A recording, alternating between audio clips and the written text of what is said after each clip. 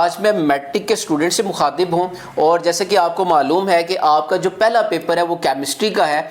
इससे पहले मैं आपको अपने बारे में बताऊँ कि मैं तकरीबन 12 से 13 साल हो गए हैं मैं मैट्रिक और एफएससी को पढ़ा रहा हूँ, मैथ फिज़िक्स और केमिस्ट्री के सब्जेक्ट को पढ़ाता हूँ। और मेरे कई स्टूडेंट हैं, सैकड़ों में ऐसे स्टूडेंट हैं जिन्होंने बोर्ड के अंदर बड़ी अच्छी पोजीशन ली और A+ ग्रेड लिया। तो आज मैं आपको केमिस्ट्री के कुछ गेस बताऊंगा, इंपॉर्टेंट क्वेश्चन बताऊंगा और मैं गारंटी देता हूं कि ये पेपर में आने हैं और अगर आप इनको तैयार कर लेते हैं तो आपकी बोर्ड में ना सिर्फ पास होना, आपकी यकीनी कामयाबी हो जाएगी। और अगर हम पहले चैप्टर की बात करें तो पहले चैप्टर में आपके पास एक टॉपिक है लॉ ऑफ मास एक्शन, आप इसको तैयार कर लें।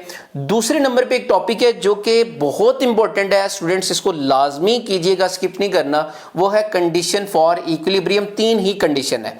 और उसके बाद एक टॉपिक है इंपॉर्टेंस ऑफ केसी, ये टॉपिक भी आपने तैयार करना है पहले चैप्टर के अंदर। अगर आप ये कर लेते हैं और साथ में एक ऐड कर लेते हैं फॉरवर्ड एंड रिवर्स रिएक्शन, तो आपका पहला चैप्टर जो है वो कंप्लीट हो जाता है। अगर हम दूसरे चैप्टर की बात करें तो उसमें आर्हेनियस कंसेप्ट की लिमिटेशन आती हैं, आप उसको तैयार कर लें। उसके बाद आपके पास ये आ जाता है जी सेल्फ आयोनाइजेशन ऑफ वाटर, आप इस टॉपिक को लाजमी कीजिएगा। ये टॉपिक जो है आपका जो लॉन्ग पोर्शन है उसमें आ सकता है। इसके बाद इंपॉर्टेंस ऑफ KW, ये भी बहुत ज़्यादा इंपॉर्टेंट है। और अगर हम लास्ट में बात करें इस चैप्टर की, वो है साल्ट्स का, मेथड्स फॉर मेकिंग साल्ट। अगर आप पिछले 5 साल पेपर उठा के देख लें तो ये हर साल पेपर में आता है मेथड्स फॉर मेकिंग साल्ट, इस टॉपिक को लाजमी कीजिएगा। उसके बाद अगर हम अगले चैप्टर की बात करें हाइड्रोकार्बन्स की, तो हाइड्रोकार्बन्स में 2 छोटी छोटी डेफिनेशंस हैं, एक है स्ट्रक्चर फार्मूला और दूसरा है एक उसके बाद आता है आइसोमेरिज्म। ये छोटी छोटी डेफिनेशंस हैं, इसको कीजिएगा। इसी चैप्टर में एक लॉन्ग क्वेश्चन आ सकता है और वो चैप्टर का नाम, टॉपिक का नाम है general characteristics of organic compound, ये लॉन्ग में आता है, इसको लाजमी कीजिएगा। इसके साथ साथ अगर हम सैचुरेटेड अनसैचुरेटेड की बात करें तो ये भी इंपॉर्टेंट है, ये टॉपिक भी आपने लाजमी करना है।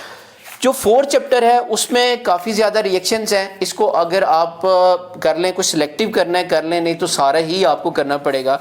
अगर हम बात करते हैं नेक्स्ट ये एटमॉस्फेयर के, तो एटमॉस्फेयर में सिर्फ अगर आप 3 टॉपिक कर लेते हैं आपका पूरा पेपर जो है ना उस पोर्शन से जो आएगा वो हल हो जाएगा। और उसमें 3 टॉपिक कौन से हैं, एक है ग्लोबल वार्मिंग, दूसरा है ओजोन डिप्लेशन और तीसरा है एसिड रेन। हर साल मैं ये बताता हूँ कि इन तीनों टॉपिक में से आपके लाजमी क्वेश्चन आएंगे और हर साल आते हैं, आपने ये कर लेना है।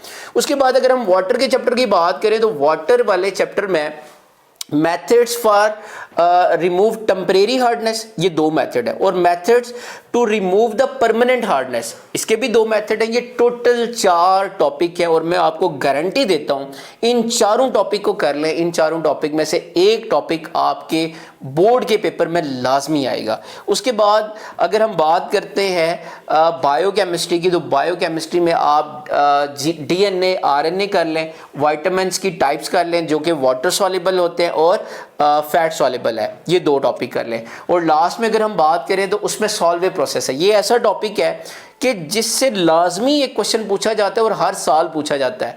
अब इसको प्रिपेयर करने का मेथड ये भी आ सकता है, इसकी स्कीम भी आ सकती है, और सम टाइम इससे जस्ट एक सिंपल सा क्वेश्चन पूछ लिया जाता है और वो क्वेश्चन ये होता है कि जो सॉल्वे प्रोसेस है उसके एडवांटेजेस क्या है, तो आपने सिर्फ उसमें एडवांटेजेस लिखने होते हैं। और एक और टॉपिक आपको बता देता हूँ और वो है यूरिया की प्रिपरेशन, ये टॉपिक भी इंपॉर्टेंट है। ये मैंने कुछ टॉपिक आपको बताए, आप अगर इनको मार्क कर लेते हैं बुक पे और इनको अभी से तैयार करना शुरू करते हैं, 2-3 दिन के बाद आपका पेपर है, आप देखिएगा आपका 80% जो पेपर है वो इन्हीं टॉपिक